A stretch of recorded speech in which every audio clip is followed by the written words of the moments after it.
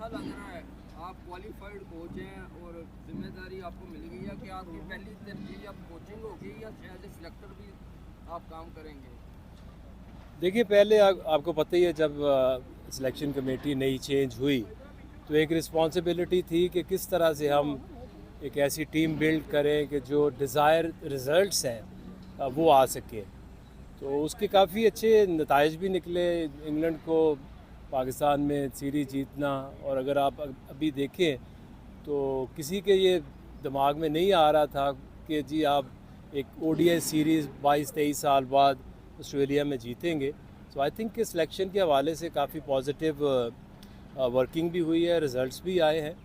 और अभी एक जो इंटरम मुझे रिस्पॉन्सिबिलिटी मिली है तो मेरे लिए कोचिंग कोई नई चीज़ नहीं है। 20 साल से हर लेवल के ऊपर कोचिंग कर रहा हूँ, इंटरनेशनली और पाकिस्तान के हर लेवल के ऊपर की है। सो ट्राई करेंगे कि जो बेहतर से बेहतर परफॉर्म कर सकें। यार मैंने तो कह रहे हैं कि फ़खर ज़मान के हवाले से सिलेक्शन कमेटी फैसला करेगी। आप चूँकि सिलेक्शन कमेटी के मेंबर भी हैं और कोचिंग में भी आ गए हैं, तो फ़खर के बारे में थोड़ा सा बताइए कि उनकी इंजरी का मसला था वो कितना बेहतर हो गया, क्या उनकी वापसी के इम्कानात हैं या नहीं? जी बिल्कुल। फ़खर जो है एक मैच विनर है और पिछले कई सालों से पाकिस्तान के लिए उसने ज़बरदस्त परफॉर्मेंसेस दी हैं। कुछ उसे फ़िटनेस के मसाइल चल रहे थे, उसके साथ हमारी कम्युनिकेशन है। जैसे ही वो फिट होता है तो डेफिनेटली सिलेक्शन कमेटी उसके कंसीडर करेगी और आगे अब देखेंगे फ़खर को। आकिब भाई, हमने पहले भी देखा है कि मिसबाहुल आपको डबल रोल मिला, वहाब रियाज को डबल रोल मिला, लेकिन वो तजर्बा जो है वो ज़ाहिर नाकाम रहा। आप भी काफ़ी तनकीद करते थे 2021 में मिसबाहुल आपके डबल रोल पे, तो अब आपका स्टांस वही है या थोड़ा चेंज हो गया? देखिए उसमें जो बात थी वो थोड़ी सी डिफरेंट है। अगर आप देखें तो अब in coaching from last 20 years एक एक्सपीरियंस होता है।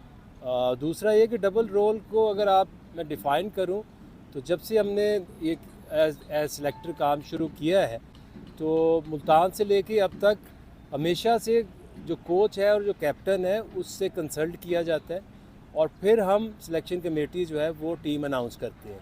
तो अभी तक मुल्तान से लेके अब तक कोई ऐसा पॉइंट आया नहीं है। अगर आप देखें जो मुल्तान की टीम थी वो सेम टीम पिंडी में खेली। जो आपके 3 वनडेज़ हैं उसमें जो पहली टीम खेली उसी ने तीसरा वनडे भी खेला।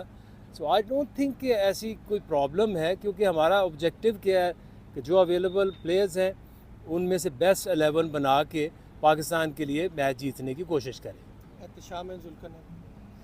जी अगर भाई आप माशाल्लाह काफ़ी तजर्बे करते रहे, पहले भी जब उसमें थे लीग क्रिकेट में और जब आपने सिलेक्शन कमेटी आई या कोचिंग में भी कोई नया कुछ करने जाएंगे?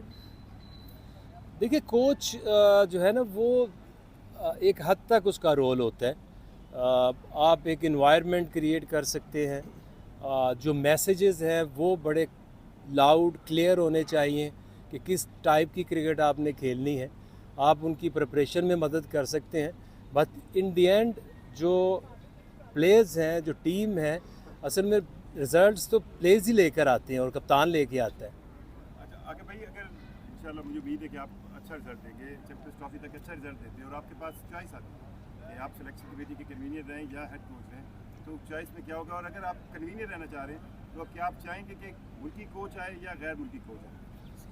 देखिए अभी तो बात ये है कि अभी मैं सिचुएशन इसमें देख रहा हूँ कि जो मुझे एक टास्क दिया गया है चैम्पियंस ट्रॉफी तक उसके ऊपर फोकस करूँ। उसके बाद जो सिचुएशन उस वक्त होगी आप डिसीजन भी उसी मुताबिक आप करेंगे। जहाँ तक मेरी कोचिंग है तो मैं तो पिछले 20 साल से कोचिंग कर रहा हूँ। कोचिंग इज़ अ पैशन और मेरा प्रोफेशन है।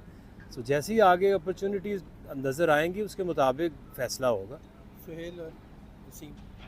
आकिब, जो सिलेक्शन कमेटी है वो अब टीम मुंतखब करती थी, अब आप कोच हैं, कोच उसमें अब नहीं था, उसमें सिर्फ सेलेक्टर्स मुंतखब करते थे। अब आपकी राय सिलेक्टर की हैसियत से होगी या कोच की हैसियत से होगी? देखिए अभी अगर आप देखें तो असद शफीक ऑस्ट्रेलिया टूर पे थे और उनका काम ये था कि वो कप्तान और कैप्टन से कंसल्ट करें, उनकी ऑप्शन जो है वो उनसे पूछे, पिच की कंडीशन डिस्कस करें और फिर एक फ़ाइनल 11 ऑपोजिशन को सामने रखते हुए एक फ़ाइनल 11 जो है वो उसकी डिस्कशन सिलेक्शन कमेटी में आए और सिलेक्शन कमेटी एक उसके ऊपर डिसीजन ले।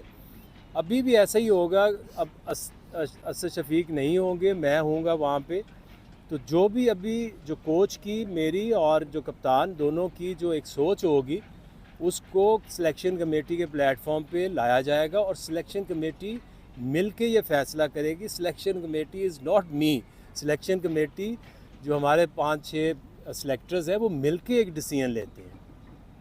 वसीम आगे में बताइएगा, आप कोच भी हैं, सिलेक्टर भी हैं, और ऑस्ट्रेलिया में T20 जो खेले हमने कुछ अच्छा परफॉर्म नहीं कर सके, हम अब्दुल्ला में जा रहे हैं T20 की टीम में, तो क्या देख रहे हैं कौन सा प्लेयर होगा जिस पर रिलाय कर सकेंगे कि वो हमें जीत की तरफ ले जाए?